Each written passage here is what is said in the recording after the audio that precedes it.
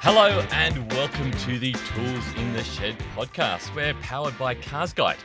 I'm James. No, I'm not. I'm Richard. James is, well, look, truth be told, James is away today. I'm hosting. In all honesty. Yeah, in all honesty. Not in the He's studio. Yeah, I don't want to. Is he still in a Thai prison? No, not this time. This time, James is competing on a world stage at the Jazz Pilates Championships. Oh, nice. Now, you probably don't know this, dear listeners. We do. James is a very flexible man. He's working very hard after hours, Mal, and hasn't been doing this during work hours, after hours on his Jazz Pilates. I thought I'd noticed a spring in his step. He has spring in, yeah, absolutely. And a tear in his trousers. Absolutely. Look, this could be... And a tear in his eye.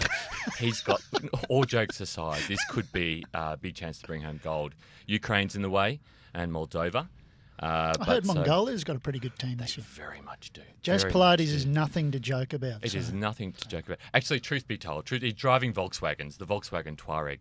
So, look, I've actually driven it already, so I win. But we'll be hearing probably all about that in the coming weeks when James comes back to host. But with me... Hopefully next week. Yeah, hopefully next week. He is back next week. With me, we have got our esteemed editor of CarsGuide, Malcolm Flynn. Good morning, all. Good morning, Mal. Good podcast. Or good afternoon or good night or wherever you're watching this, whenever you're watching this. Yeah, it's the world. Or listening to this. It's the World Wide Web, isn't it? It's everywhere. That's right. It's everywhere. Mal's going to be talking about Wrangler, Jeep Wrangler again, that 1-star ANCAP rating which has just come out. You just blew my cover. Well, I was going to say that you've got a bit of a take on it, a different take to maybe ANCAP. Cool. And we've also got the wonderful Marcus Crafty Craft with us. Hello. Apart from being probably attaining the highest level in ninjutsu, you're our adventure off-road expert as well. Welcome, Crafty. That's correct. Good morning. and Editor, good afternoon. to be fair and clear. Yes. That's right. Yeah. Go easy on the expert, mate. I'm only a mauve sash Oh, okay. in four-wheel drive. What's the top level? Brown? Brown sash. A mud just- colour. Okay, yes. Sandstone. Or is it- That's I'm not right. sure yeah. what it would be. Sandstone or sensei? Sensei. Right.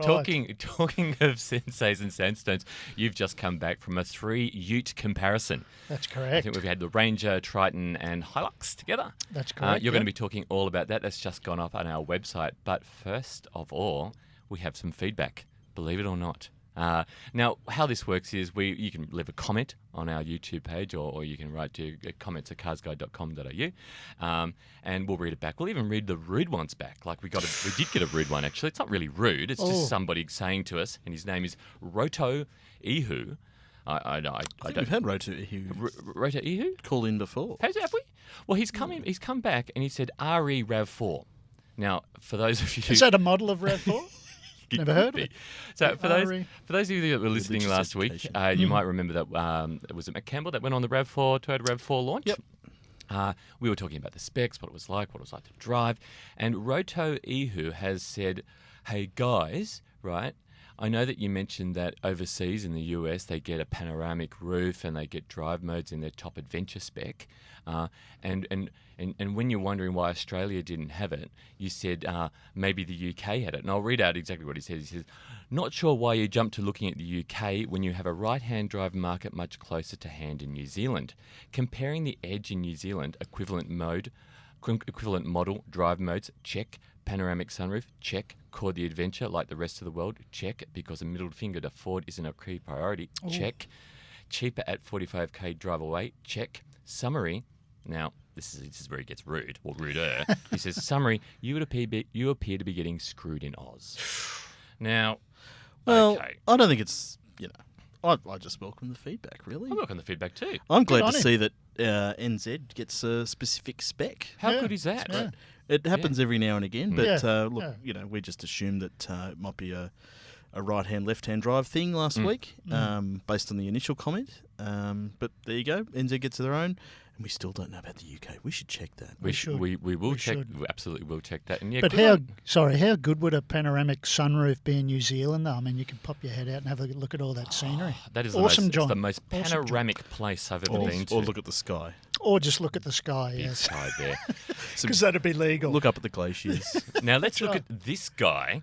Do you see Thank what I you. did Thank there? you for the comment. Yeah. I don't take it. Good on you, Roto, if that's your real name. I Thank you, Roto. appreciate the detail. Yeah, I do too. absolutely. Now, Hammer Rocks. Hey, Emma. One of our most commented commenters has come back to us this week, and he has said, Tesla's production line is highly inefficient.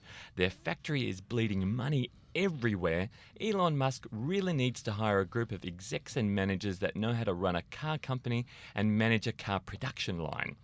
Then for him to step back and stop meddling in the day-to-day operations, as it will all be harder times ahead for Tesla once their other mainstream car companies finally release their e-cars. Brands such as Porsche, Mercedes-Benz, Audi and Jaguar seem set to offer just as cool or even cooler electric cars. He says, I'm particularly looking forward to seeing Porsche's Mission E sedan. Even Honda with its quirky and uber-charismatic Honda E looks set to be a smash hit. Mal, are you sure you're not Hammer Rocks? This is written by somebody who really knows their stuff. Look, Hammer. Yeah. I like your stuff. The one thing, and he finishes off with, the one thing that could be Tesla's saving grace is the lithium-ion production side of their gigabit factory. Now, Mal, what do you... Look, I'm not Hammer Rocks, and I don't think any of us in this room profess to knowing how to run Tesla. No. But Hammer's solution seems like one that makes some sense. Seems workable to me. Yeah. I think Musk should just stop sleeping on the couch. Is he still doing that at the factory or He's whatever? apparently set up a tent and he's making sure everybody is pulling their weight. He's got himself an electric swag. He's got a tent in the tent. Yeah, Wow. inside the tent, a tent in a tent. Wow. That's right. That's how determined he is to make sure they get the Model 3 out. The other tent being the production facility. Yeah, That's it? The temporary production facility. That's it. Look, yeah, and it's clear that there's some really exciting EVs around the corner and just arriving now. Oh, they're coming at a fair clip, aren't they? Yeah, It's an and- exciting time. The Ioniq, which only arrived in Australia earlier this year, we're about to get a facelift of it already. So Yeah. That's amazing. Yeah. the rate of Yeah. the pace is awesome. Yeah, things Is- are happening at pace. Yeah. Is this electric wave going to swamp Tesla? Like, is this it for Tesla? Have they missed the? I mean, they've started the boat, but are they going to miss the wave? It seems so, but I think they're what's going to buy them some time is their charging network that no one else can use. It's pretty damn extensive. And everyone else seems to be relying on third-party suppliers, which is catching up pretty quickly, but they're not Tesla level convenience. Yeah. Anyway, I don't think there's a definite answer we can give, but it's exciting to watch. That's Absolutely. Right. That's We can right. say good on you, Hammer. Keep Good it on coming. you, Hammer. Yeah, Thank you, Hammer. And Keep we've- hammering. keep us honest. That's true. That's true. And finally, a comment from NIA Toolkit. Simply, Muskwatch is a must-watch. Hey, so I think we've got a YouTube viewer. This is obviously YouTube. These are YouTube? YouTube Yeah. comments. That's Yeah. right. You can see them behind us. Yeah, Muskwatch is a must-watch, and actually, it is a must-watch this week. I've got some really big news to let you know. Some shocking news. It's the end of an era as far as shocking. It's the end of it. I see. Oh yeah, I didn't even Electric. realise I did that. Shocking. It's the end of an era, and basically for the Tools in the Shed podcast. I'm not going to give any more away. You have to wait to the very end. You got to find out. It's I'm big on the edge news of my stool. when Muskwatch comes along at the end. Now, so Don't that fall off I don't have any choice in the matter, but I am on the edge of my stool. now that's it for our feedback section. If you absolutely leave a comment, we'll absolutely read it out, even if it's rude. Ruder the better. Try and keep the That's what naughty my mum words keeps down. sending Thanks, But we Mrs. love Craft. we love it. Actually, we love hearing from you guys, and keep it coming.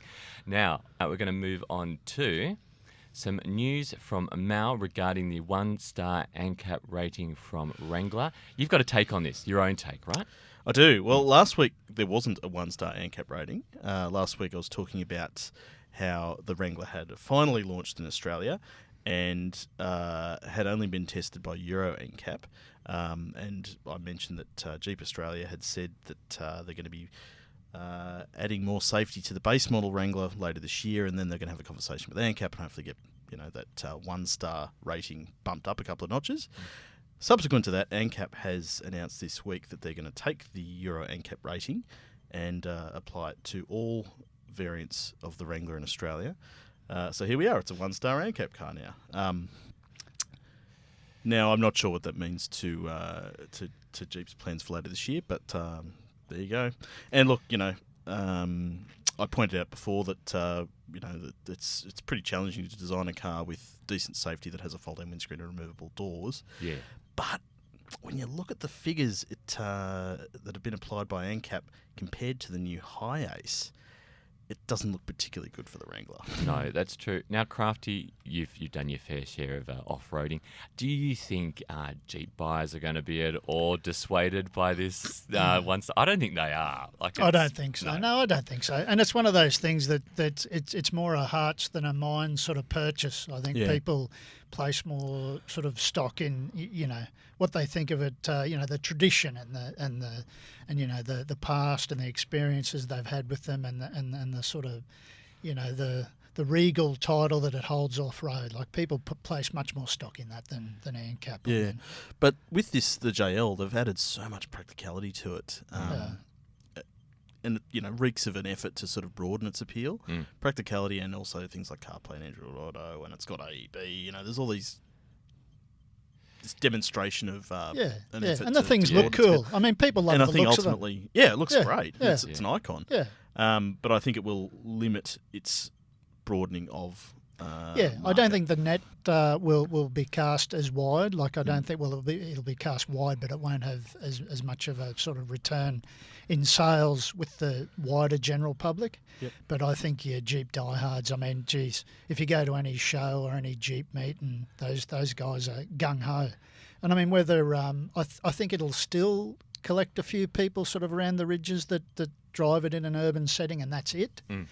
Because once again, the things look cool, and they have that sort of, that city sort of cred, that street cred. People like driving around with it. I think as well, as you said, you go to the shows and you see the modifications and you see the people who drive them and what they do in their spare time. Look, their extracurricular activities are probably a lot more dangerous than a one-star ANCAP rating in a Jeep. Well, it's handy to have a parachute of some sort. Yeah, exactly. Yeah. Anyway, but I think we'll have the relative figures applied by ANCAP comparing the Wrangler and the HiAce behind us. But just take note that a van is able to eclipse it. It's been able that's a big deal, isn't it? Yeah, and the HiAce used to be very questionable for safety because it was a 15-year-old design. Yeah, and that's being polite. Yeah. Here's the new one. You can read all about it on CarsGuide.com.au. Can I ask a HiAce question? That big new nose that the HiAce has got. Before, it used to have no overhang at all. You used to sort of sit on top of the engine and look straight down. Is that nose is that a safety thing? Is that how they've managed to get more stars? Yeah. Just more metal in front of you, basically. Is that a you need something to the deform ahead of you, pedestrians? aside from air. And no, exactly. I wonder how that affects visibility, though, like in terms of driving around tight spaces and that type of thing. Oh, and also the load potential for a given wheelbase, definitely. But like all the European vans have gone engines slightly ahead of the cabin, so they're just conforming to convention. So it's kind of leveling the playing field a bit. Yep. But it still manages a decent load space, and it's still available in two wheelbases, and the long wheelbase is wider, I think, still, like the old one. A touch, yeah. But, Matt's been quite a fan, drove it this week, and you can read all about it at CarsGuide.com.au. Matt Campbell loves a HiAce. Now, Matt Campbell also loves an off-road ute.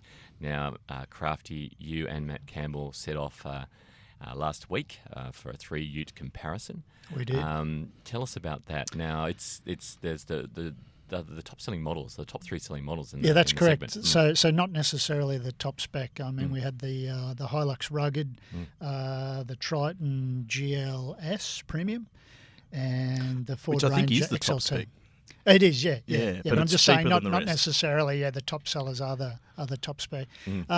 We took them. We drove them extensively on road. We set up a nice, tasty off-road loop.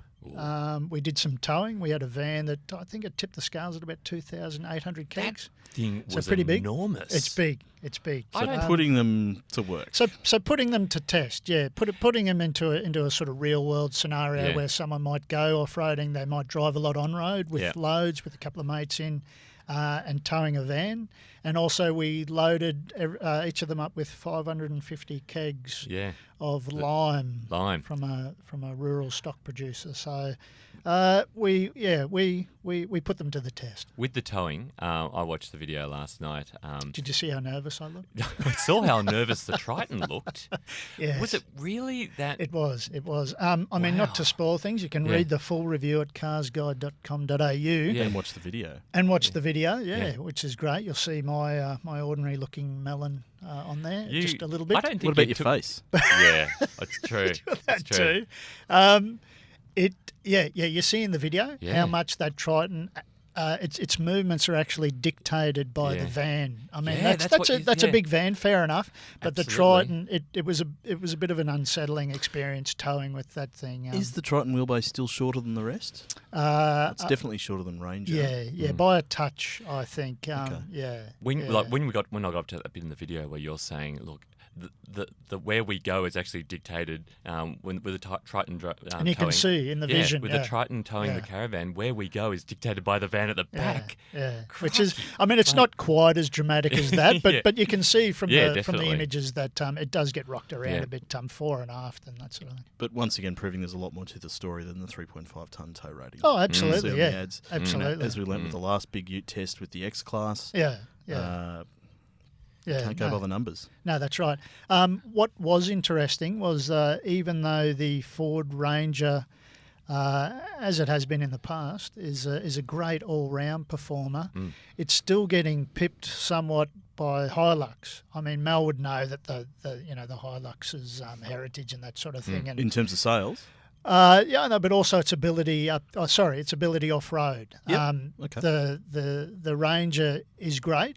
It's a great all-rounder, but just in terms of how well and how comfortable it is and how capable it is off-road, it's just pipped by the Hilux. Absolutely. So.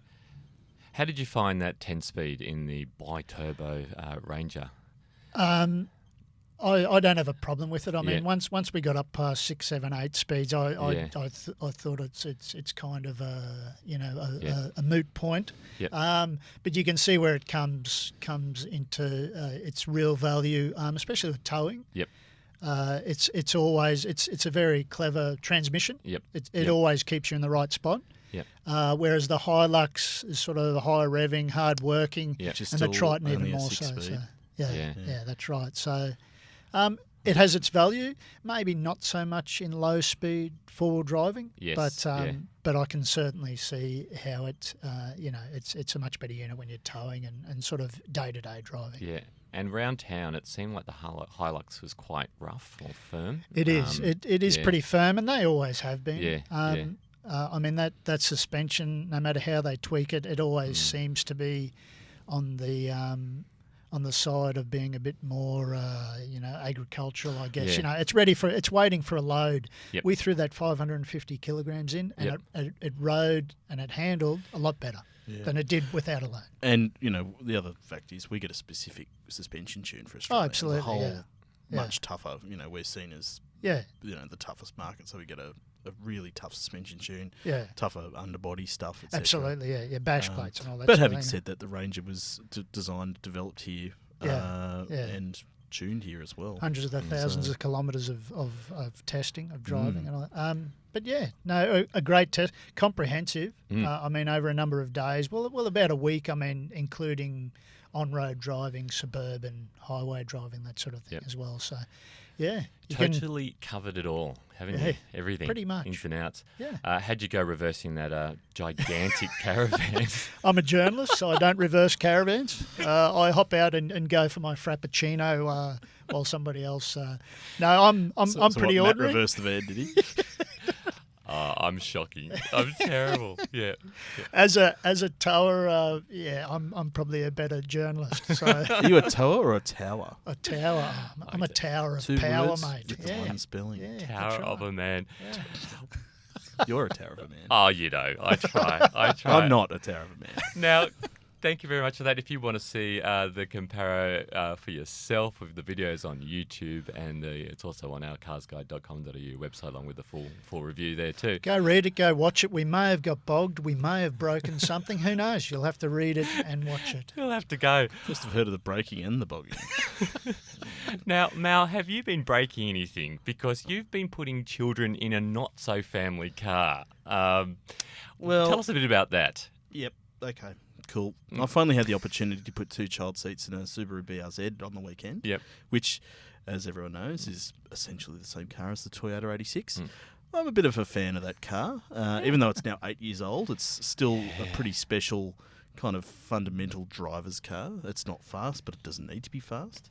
But, you know, it's a bit of an age-old argument whether it's better than the MX-5, but you can't put 2 baby seats in the back of an MX-5. No, you can't. And it also looks like you can't put them in the back of a BRZ because there's not much room back there. But when you've got short parents like me, it did all right. It works all right. Yeah, and we'll have a photo in the background of my two little ones, a 2-year-old and 1-year-old. Nice. It's Squeezed all them right. in. Yeah. So anchor points there, or is it ISOFIX? Top tether, Did you- ISOFIX, all the rest. It's a bit of a challenge getting the seats back there in the first place. Yeah, it is. And also getting the kids back there once the seats are in there. Yeah. But once they're in, it's not bad. And how did they like it? Could they see? Because the window's quite small back there. They're too young to really care. Yeah, Yeah. they don't Yeah, mind. yeah. It doesn't They're matter. excited. They're basically cargo. But an interesting point is, and I'd forgotten that the BRZ still comes with a full-size spare, which Oh, you know, yes. pokes into the boot area somewhat, whereas the 86 scored a space saver 3 or 4 months into its life. If we'd had the space saver, we would have been able to fit our pram in the back. Yeah, but right. with the full size, no pram. Yep. Yep. You know, such is life. There you go. Now, talking of cars in our garage, you've had the mighty Holden Trax, Crafty. I have, mate. The yes, climbing out of a Hilux and a Triton and a Ranger How's that been? into a small SUV. Yep. That's what they call it. Yeah, Yep. the Trax. Interesting. 2-wheel drive as well. 2-wheel drive. Yeah. Interesting. I had heard that it was someone had sort of mentioned that they didn't enjoy the experience. I had it for a week or two, and I won't spoil things, but you can read the review soon at carsguide.com.au. I also put my kids in there, but they're a little bit older. Yep. Out of child seats, aren't they? That's correct, yeah. And my wife, and we put a little bit of gear. It's got quite a Did you put roomy. yourself in there too? Yeah, I was in there. Yeah. Good. Not getting in. I'm not getting in. No, I parked it somewhere and just left the minute. And went to the pub. Yeah, just gone. Came back 7 days later, and they were still enjoying themselves. So, no, and it's. I hope the Crafts are watching. I can. Well, my mum will be, obviously. Should be one of those rude comments. She likes just incidentally. She's asked me to unofficially approach Mel and request that he does more video review. Pictures in shorts Your mother on top of Wranglers. in She some likes cut-offs. the fact that cut-off. he Yeah, stands I'd be on top happy of. to oblige, Mrs. Craft. Yeah. Yeah. If you can send those to her personally. Or if anyone else would like shots. That's right. Mel Shots and of Mel. cut-offs. We can He is send selling the them. outtakes.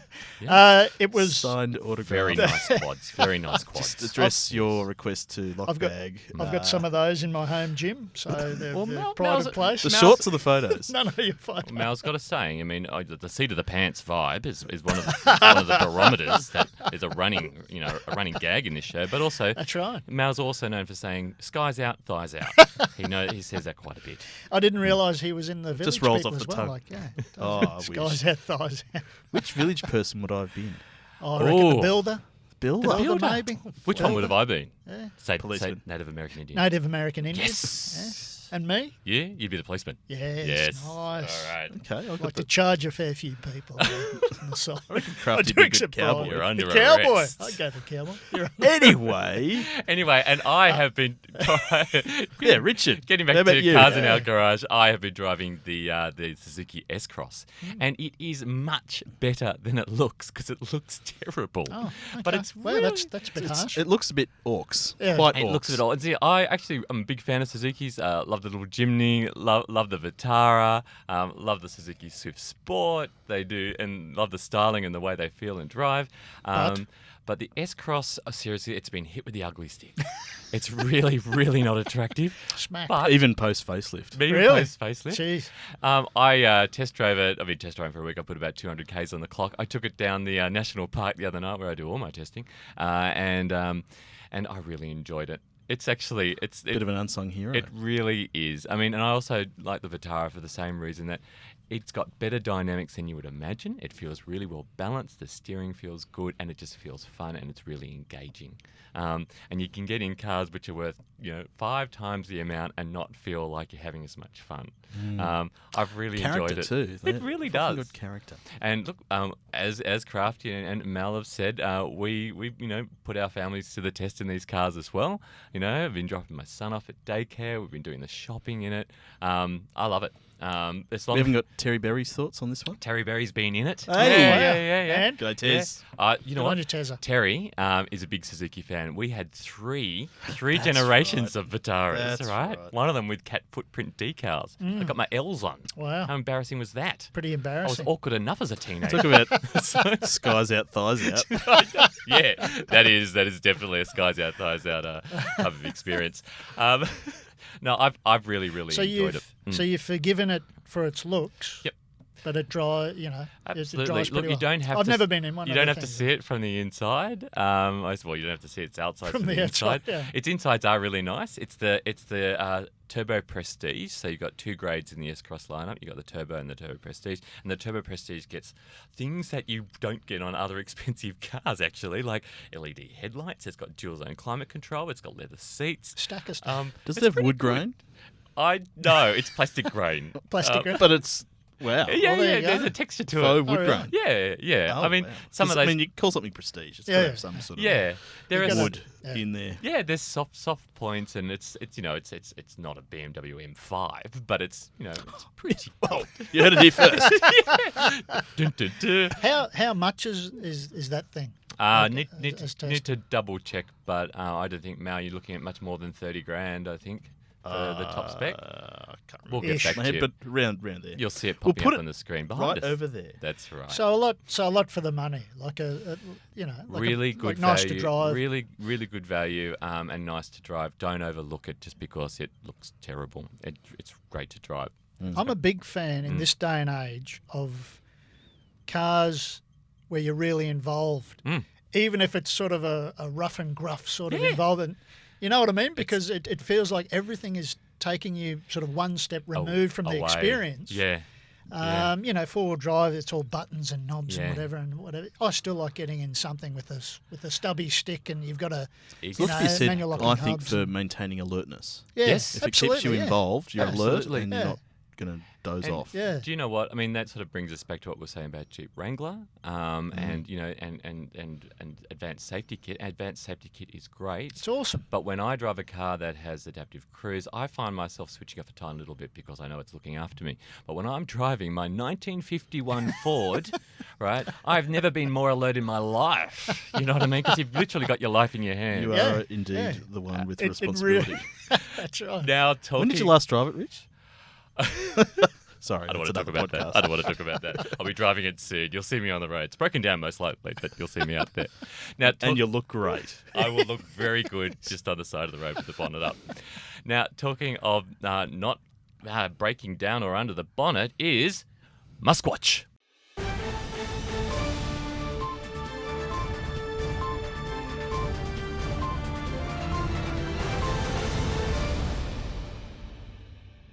That's right. Now, each week we hear from our famous Twitter genius, leader of the Boring Company, SpaceX, and Tesla. Of course, this week he's been on the tweets. Richard's describing his dinner. That's right. Self-sourcing. Self-sourcing pudding. I've Self-sourcing seen pudding.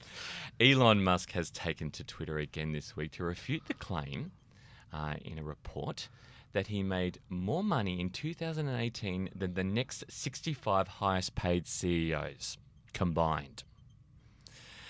He's gone on Twitter, and you'll see the tweet behind us. He's responded. Now he's not one for just sitting on his hands and letting things go.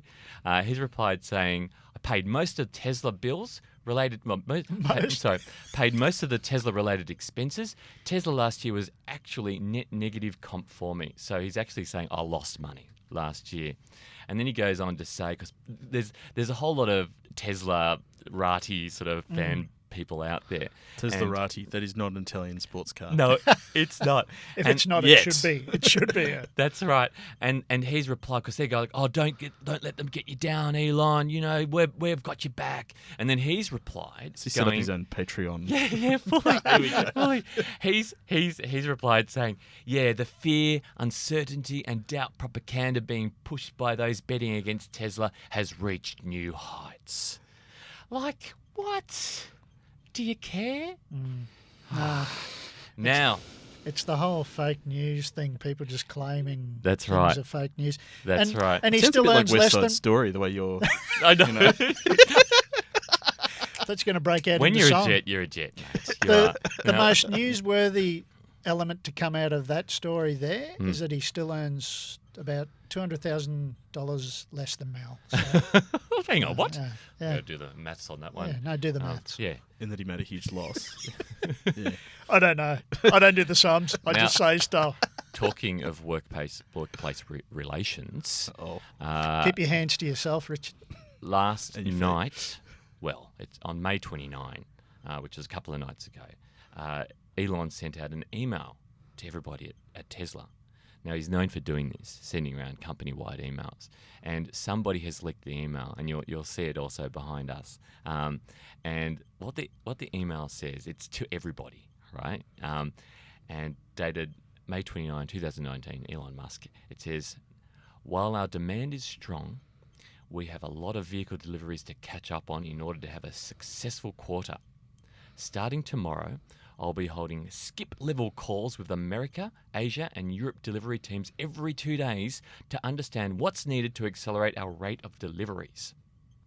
We also need to address the total cost of getting a car from our factory to the customer.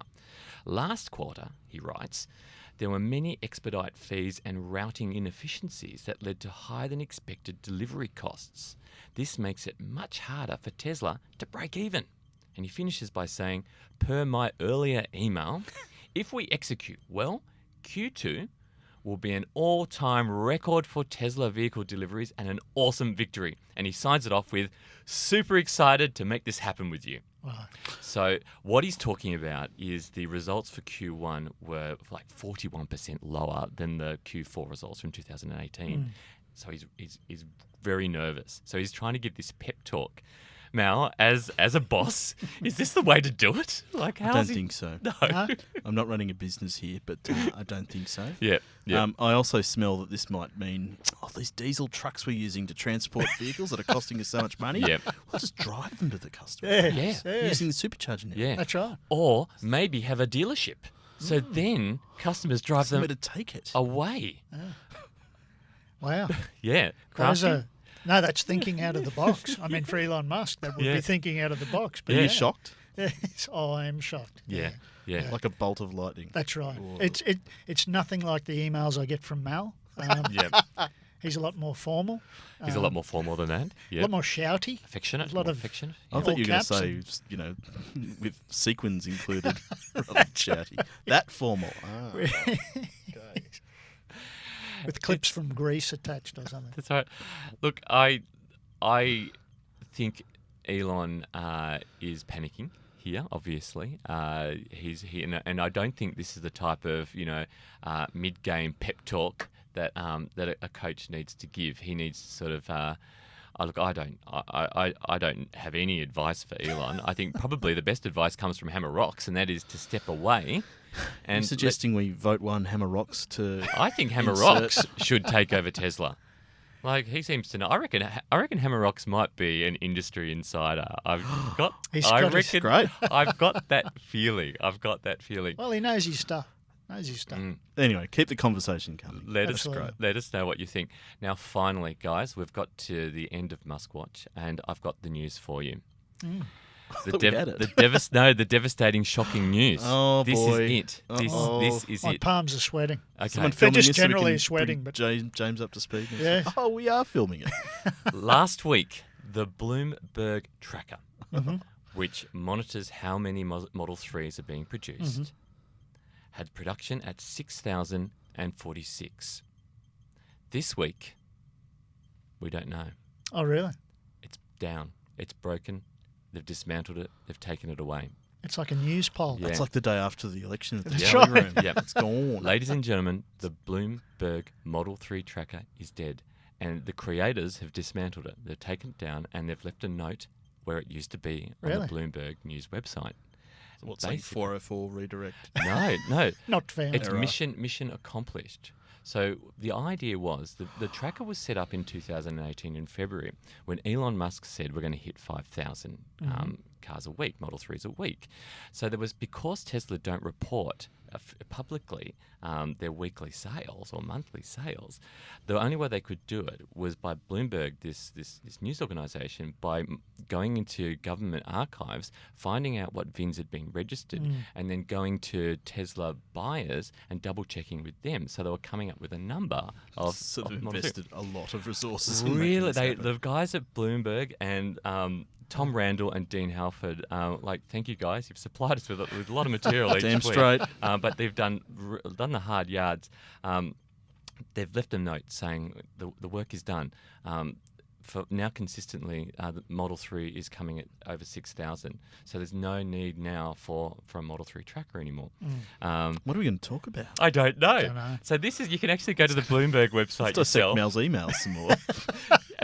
And read this. But I'll just read you a little bit of what's on the website. And in I'm sure the we'll space. have it behind us. You should have seen Yeah, me. You should have it'll be seen my face last night. When and now I've got to get the Bloomberg track, and I've got, oh no, there's just a message there, and the message says, and this is from Tom Randall and Dean Halford. First, we monitored factory output. Now we're taking a broader look at Elon Musk's make or break electric car. And they've written, the release of Tesla Inc.'s most important electric car, the Model 3, raised an existential question for the company. Could it figure out how to crank up production before the money ran out? To find the answer, Bloomberg built a data tracking tool that proved uncannily accurate at estimating output during the critical first year. This is the story of how we did it and why we're stopping and what we're doing next. I'll just read you a tiny little bit more. The Model 3 tracker launched in February 2018 after Tesla created something no other car maker could claim, an electric car that hundreds of thousands of people could line up to buy. The only problem, at least in the beginning, was that Tesla couldn't produce enough of them. Elon Musk bet the company on mass production and very much nearly blew it. And they go like on many others before him. Absolutely. So basically, what Bloomberg is saying is he's succeeded. He's made it past that point of sort of like, And sink or swim. consistently. I can hear the And yeah. Exactly. So read on about what they're going to find next. Richard Gere because- walks in wearing white. Picks someone up, picks Elon Musk up. off Way the to go, couch. Elon. Way That's to right. go. So read on at the Bloomberg website to find out what their next thing, because the story doesn't end there. They're going to be staying in contact with Tesla Model 3 buyers because they can now dig deeper as to sales and how things are progressing. But that's it for the Model 3 tracker, and that is it for our Tools in the Shed podcast This week. This week. Oh, we're not. Yeah, Yeah, we'll it's be not back going next On that week. low note, we'll Yeah. be back. James Cleary will be back next week as well. I would like to thank Mal. Thank you, Mal. Thank you, Richard. And Crafty, thank you very much for coming Thank you, in. Richard. And Thank Mr. you, Mal. Mr. Thank you, Marcus. Thank you, Yeah, thank everybody. you. Oh, and thank you, Mr. Pritchard. Ah. And congratulations, Mr. Pritchard, on finding a home. You're no longer sleeping at work under his Nice. desk, Excellent. using the showers here. good. It's very good. Some more tea bags for me. Oh, not Excuse sure. me? Ah, bring He the made a change. great footrest. This is only water. That's right. You Made a can. great footrest. You Sleeping under the desk. All right, guys, we're almost there. You can join the conversation for searching for CarsGuide on Facebook and Instagram and using the CG podcast hashtag, or email us at comments@carsguide.com.au. You can listen to and watch us on YouTube, so jump into the comments with our regulars and be heard. Now, if you're enjoying the Tools in the Shed podcast, let other people know. Our views are going up on YouTube and Whooshka and wherever else it's found. And don't forget to rate us and review us on iTunes. It helps other people find us if you do that. Now, JC normally ends this thing with a dad joke. But you're a dad, Richard. I'm a dad. We're all dads, and We are all dads. we are all we dads. are. We're the dad club. How did that Now, happen? I don't. Well, Don't Crafty's say a the winner. word. Okay, It's another podcast. Yes, it's true. So I've got a dad joke too. Oh, good. To end us I was on. worried you Okay. wouldn't. Yeah, I thought Right. you were throwing it No, to no. us. I was going Oh, to say, no, God. don't have any. Okay, here goes. 2 fish in a tank. One looks at the other one and goes, "Do you know how to drive this?" Thank you.